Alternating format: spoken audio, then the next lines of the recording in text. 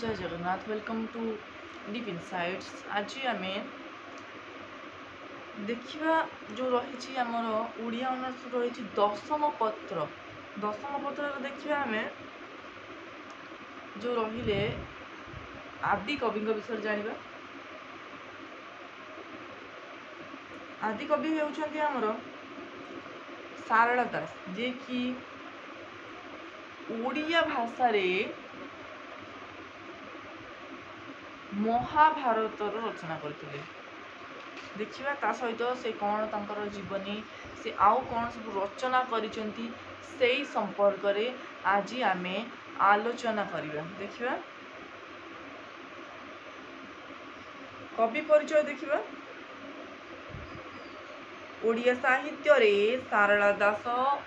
आदि कवि रूप में परिचित। ताहले ओडिया साहित्यर आदि कवि किए? ओडिया साहित्यर आदि कवि होउछन्ति सारला दास। ये गोटे बहुत इंपोर्टेंट क्वेश्चन, ये आपण मैंने मन रखिए जोटा कि आपको दरकार हो। आदि कवि एवं तांकर रचित सब रचनावली गुड़िक जमी आप मुखस्त कर देथिबे।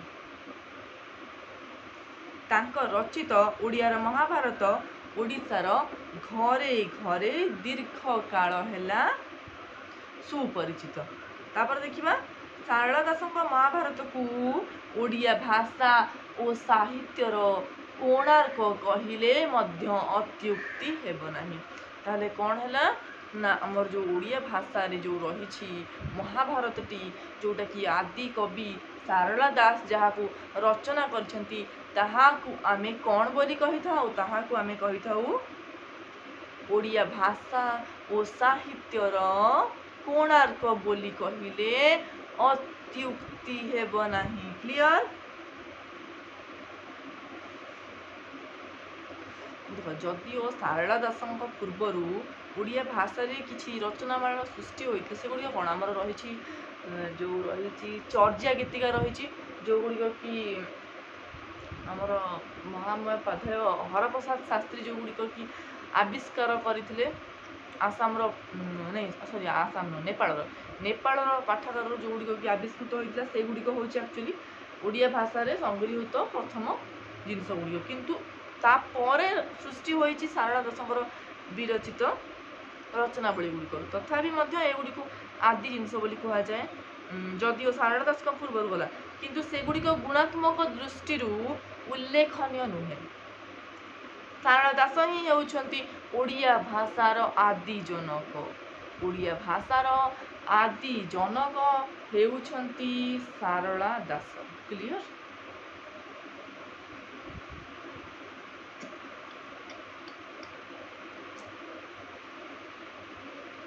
संस्कृत भाषार आधिपत्य विरुद्ध रे विप्लव करी सारला दास ओडिया भाषा को एक स्वतंत्र मान्यता और मर्यादा प्रदान करिसेंति। क्लियर? देख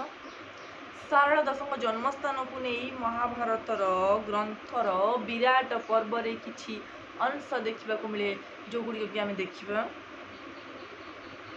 जय से जम्बोदीप भूतखंड मही ओडराष्ट्रे भुवन जाजनगर पूर्व दिग महोदधि तटे श्वेत बरेहा नील सुंदर गिरी मध्यस्थाने महाकाव्य आख्यन चंद्रभागे अर्क तीर्थरे ईशाने पुररबा संचित से झंकेर पुर बोली श्रीगिरी राज्य आज्ञाए मुही तही जनमिली। तापर देखो तार कौन से कहूँ ना मोर जो रहिला जम्बूद्वीप रही भारत खंडगत ओड राष्ट्रर जाजनगर पूर्व भागरे श्वेत बराही ओ श्वेत बराही निकटरे कवि जन्म ग्रहण करथिले कि सारला दास। यही स्थानटी झंकेरपुर वर्तमान झंकड़ आधुनिक झंकड़ नाम आम माने जानिछे।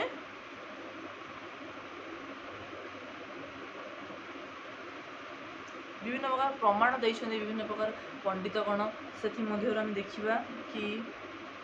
पंडित जो गोपीनाथ नंद शर्मा रहिले सीए प्रमाण देइछन्ति जे सारला दासଙ୍କ जन्मस्थान को नहीं से कहते श्रीमान सारला दासଙ୍କର जन्मस्थान कटक जिला अंतर्गत झंकड़ प्रगणास्थ श्री सारला देवी पीठर अनति दूरवर्ती कौन एक ग्राम ताले ये लिखिदेला क्लीयरली कौट जन्मस्थान सारला दास पिता नाम थिला जशवंत कौलिक व्यवसाय थिला कृषि कर्म पितृ मातृदत्त नाम थिला सिद्धेश्वर पल्टा समस्त किछि किछि आगरु जानी थिले वर्तमान आमे पूरा क्लीयरली सब जाक प्योरली पढ़िबा सारला दास को उत्कल व्यास बोली कह जाए है कि उत्कल व्यास आख्या आख्यायित कर देखा कवि निजर आराध्य देवी सारला देवी आराध्य देवी सारला पीठ निकट में कौन एक ग्राम जन्म ग्रहण करते है कवि निज आराध्य देवी सारला बहुत बड़ भक्त थे सारला कृपारू से कवित्व लाभ करते बोली निजे स्वीकार निजे से स्वीकार कि माँ सारला कृपा नहेले केही केबे एते सब जिनिस रचना न करि पारे तेणु रचनावली सारला दास निज सृष्टि संबंध में चंडी पुराण रे से उल्लेख करिसंति जे से देवीर प्रसन्ने कहिली आदि ग्रंथ आद्य रामायण द्वितीय महाभारत तृतीय मुहि लेखिली भागवत मूर्ख अज्ञान मुहि अटे अपंडित देख एगुड़िक व्याख्या करिवे से देवीर प्रसन्न से देवी मते कृपा करिबारु मु आदि ग्रंथ रचना कली आद्य रामायण प्रथम मु रामायण लिखिली द्वितीय लिखिली महाभारत तृतीय रे मुहि लिखिली भागवत तृतीय रे मु भागवत रचना कली मूर्ख अज्ञान मुहि अटे अपंडित मुहि मूर्ख अटे अज्ञानी अटे एवं अपंडित अटे किंतु माता कृपा फल मूर्ख मध्य पंडित हो पारे एक कथा सारला दास निजे उल्लेख करिसंति जे कि भली से देवी कृपारू विभिन्न प्रकार बहुत महान महान ग्रंथ गुड़िक रचना करिसंति सेही विषय रे उल्लेख करा जायछि से निजको एठारे तुच्छ मन कहते कि देवी कृपा जेहेतु तांको उपरे रही तेणु से एते सब ग्रंथ गुड़िक रचना करने को सक्षम हो पारि देखा यही दृष्टि विचार करे सारला दास रचनावली मध्य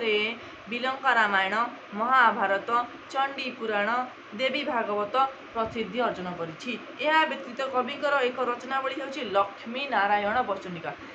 लक्ष्मी नारायण वचनिका गोटे लेखा अच्छी सारला दास रचना मध्य श्रेष्ठ रचना होछि महाभारत ग्रंथ ताहले सारला दास श्रेष्ठ रचना कोठी महाभारत ग्रंथटी हेउछि तांकर श्रेष्ठ रचना एथिरे 18 गोटी पर्व रही पर्व केतोटी रही 18 गोटी पर्व रही यह क्यों वृत्तर रचित इम्पोर्टेंट क्वेश्चन दांडी वृत्तर यहाँ रचित महाभारत ग्रंथटी पूर्वर रचित महाभारत ग्रंथर अनुवाद नुहे पूर्व जो रचित हुई संस्कृत भाषा महाभारत यहाँ तार अनुवाद नुहे यार भिन्न अर्थ तार भिन्न अर्थ बरं कवि मूल संस्कृत महाभारत को निज सम्मुख आदर्श रूपे रखी स्वलेखनी रे शक्ति उपरे प्रगाढ़ विश्वास स्थापन करी स्वकल्पित महाभारत यहाँ स्वकल्पित महाभारत आदि कवि सारला दास द्वारा रचित ए संपर्क में पंडित गोपीनाथ नंद शर्मा यथार्थ लिखिं यही कवि मूल ग्रंथ अनुवाद करना किबा अविकल यार अनुरूप घटना यार अनुरूप अनुवाद यह नुह मूल ग्रंथर प्रगाढ़ शुश्रूषार एकांत अनुरक्त थाई समग्र भारतर स्थूल स्थूल विषय एक अमूलांत घटना समान मात्र स्वीय अव्याहित स्मृति कोशरे प्रदीप रखी सामान्य कल्पना शक्ति और विषय संविधान बल बलियान होई अल्पीकरण विस्तृतीकरण अनुक्त प्रक्षेपक एवं उक्त निक्षेप आदि क्रम यही सब कांड गुड़िक यह सब प्रकांड ग्रंथ को रचना करा कि मूल संस्कृत महाभारत ग्रंथ 18टी पर्वयुक्त संस्कृत महाग्रंथटी केते पर्वयुक्त 18टी पर्वयुक्त मध्य 18टी पर्वयुक्त किंतु सारला दास 18टी पर्वर नामकरण मूल संस्कृत ठारू भिन्न देख मूल संस्कृत ठारू एटा टिके अलग अछि आमे जानिबा कोन डिफरेंस रहिछि ता भितरे आ भितरे संस्कृत ग्रंथर आदि पर्व को सारला दास ग्रहण करिना आदि पर्वटी को से ग्रहण करिना मध्य पर्व गदा पर्व एवं कायिका पर्व यही तीनोटी पर्वर नामकरण सारला दास मौलिक कल्पना निजे से यूनिकली निजे ना देइछंती आदि कवि सारला दास गदा पर्वर विषय वस्तु को मोटामोटी भाव 9टी अध्याय गदा पर्वटी जो रही टोटाली मोटामोटी भाव केतोटी रही ना 9टी रही यही अध्याय गुड़िक है संजय और धृतराष्ट्र कथोपकथन नील बाण और भुज बाणर द्वितीय अध्याय गोल युद्ध प्रवेश और जोगिनीगणकर दुर्योधनर रक्त नदी संतरण भीष्म सहित मंत्रणा ये सब गुड़ रही विषय वस्तु देखिए बर्तमान व्हाट इज द डिफरेंस रहा जो हमारे संस्कृत महाभारत एवं सारला महाभारत तो कौन आम जाने तीनोटी जिन आड हो तीनोटी पर्व ना हूँ गोटे मध्य पर्व गदा पर्व आ गए कायिका पर्व यहाँ इंपोर्टाट जिन मन रखिए है तो बर्तमान आम टे सर्ट क्वेश्चन गुड़िक आलोचना करवा ओडिया साहित्य रे जो रहिले आदि कवि रूपे किए परिचित हम समस्ते जानिचे प्रश्नर उत्तर हेब देख आमर जो रहिला प्रस्तुत जो ओडिया ऑनर्स रहिला जो पेपर गुड़िक से लॉन्ग क्वेश्चन भी जी इंपोर्टाट सर्ट क्वेश्चन भी से इंपोर्टाट एमती लॉन्ग क्वेश्चन क्रिएट कर देहर जमी 30टा 35टा कि 40टा सर्ट क्वेश्चन क्रिएट हो तो कौन कर जो लॉन्ग क्वेश्चन सरी लॉन्ग क्वेश्चन को पढ़ी पढ़ी सर्ट क्वेश्चन क्रिएट कर फल लॉन्ग सर्ट उभय कवर कर पेपर रे जो लॉन्ग क्वेश्चन भी आसो मार्क भी फेच हो सर्ट क्वेश्चन भी कवर हो ओके देख टे आलोचना करिया सर्ट क्वेश्चन तांको रचित केउ ग्रंथटी ओडिशार घरे घरे सुपरिचित देख तांको रचित ओडिया महाभारत ग्रंथटी ओडिशार घरे घरे सुपरिचित है कि ओडिया महाभारत ग्रंथटी तांकर घरे घरे परिचित ओडिया साहित्य रे कोणार्क काहाकू कहा जाए सारला दासंकर रचित ओडिया महाभारत ग्रंथटी को ओडिया साहित्य रे कोणार्क बोली कहा जाए ओडिया भाषार आदि जनक किए ओडिया भाषार आदि जनक आम समस्त जाने सारला दास होउछंती ओडिया भाषार आदि जनक हाँ क्यों भाषार आधिपत्य विरुद्ध रे विप्लव करी सारला दास ओडिया भाषा को एक स्वतंत्र मर्यादा प्रदान करिसेंती संस्कृत भाषार आधिपत्य विरुद्ध रे सारला दास ओडिया भाषा को एक स्वतंत्र मर्यादा दे पारिछंती आदि कवि सारला दास केउठार जन्म ग्रहण करथिले आमे जानिछे देखो आदि कवि देखो एई भली लिखिबो आदि कवि सारला दास जम्बूद्वीप भारत खंडगत ओडो राष्ट्र रे जाजन नगर पूर्व भागरे श्वेत बराही और नीलाचल मध्य स्थान रे चंद्रभागा कोणार्कर ईशान्य दिगरे झंकेरपुर ग्राम रे जन्म ग्रहण करते साइट लिखिदेव ब्राकेट रे आधुनिक नाम झंकड़ देखिए बर्तमान सारला दास पिता नाम जशवंत दास पिता कौलिक वृत्ति कौन थी कृषि थिला केउ देवी कृपारू से कवित्व प्राप्त करथिले झंकड़वासिनी माँ सारला देवी कृपारू सारला दास कवित्व प्राप्ति करथिले उत्कल व्यास बोली आमे कहाकू कहि थाउ उत्कल व्यास बोली सारला दास को आख्या दिया जाइछि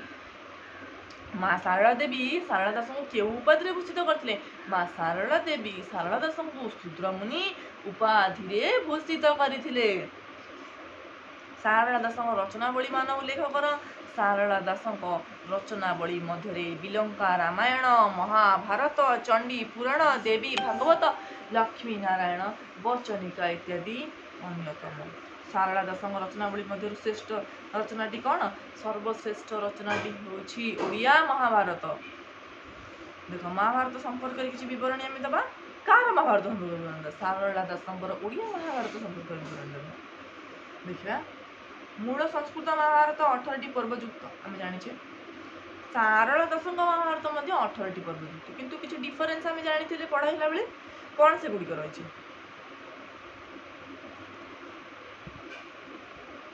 ବ୍ୟତିକ୍ରମ ଗୁଡ଼ିକ ହେଉଛି ମଧ୍ୟ ପର୍ବ, ଗଦା ପର୍ବ, କାଇଁଚିଆ ପର୍ବ। এই 3ଟି ପର୍ବ ସେ ନିଜ ମୌଳିକ କଳ୍ପନାରୁ ନାମକରଣ କରିଛନ୍ତି। ଇଏ ହେଉଛି ସାରଳା ଦାସଙ୍କର ମୌଳିକ କଳ୍ପନା। ପ୍ରଶ୍ନ ପଡ଼ିବ ପରୀକ୍ଷାରେ,